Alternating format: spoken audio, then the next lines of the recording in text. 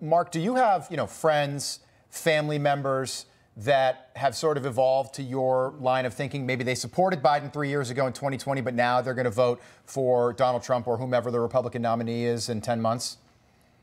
That's correct. And, and it's both. I've got backlash, but I've also gotten support. And it's going to take education because the Democratic Party has gotten down to a science manipulation of the black community.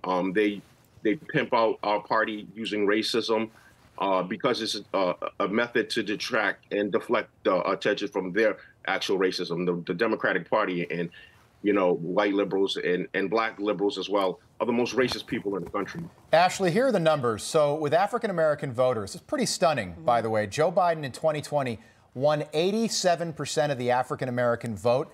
He's down to 63% right now, which is the lowest for an incumbent Democratic president in the last century. What do you make of numbers like that? Well, first of all, I just want to say hearing what Mark has to say is such a breath of fresh air because it's really speaking to the truth of the policies of the current administration. The problem that Republicans have had is that they show up within the last 3 months of an election cycle and don't invest in the communities. And we saw a complete transformation under the Trump administration where he had opportunity zones. He did First Step Act and trying to reduce recidivism. He really tried to lower the poverty rates of Black Americans, Hispanic Americans, Asian Americans. Asian Americans are another group that we've seen a huge increase in independent voters not identifying with the Democrat Party anymore either. And so as the former National Coalitions Director, that was one of the greatest honors that I had on President Trump's 2020 campaign. We saw that getting into the communities, talking to people, educating on policy, and really trying to do something that was good for the community, independent of being reliant on the government. And that is the true difference between the Democrat Party and the Republican Party. Republican Party embraces freedom. It's the America First movement, not the government first, not you have to end up being beholden to us or reliant on us, and so that you can have a prosperous life. And so I think continuing through 2024, and this shouldn't even be about 2024, this should be about 2024 and 2026, even 100 years from now, so that we can have the greatest America First movement the country has ever seen, regardless of your ethnicity or background. Mark, here we have a Democratic pollster on Biden's performance since he has been in the White House. I want you to take a listen to this.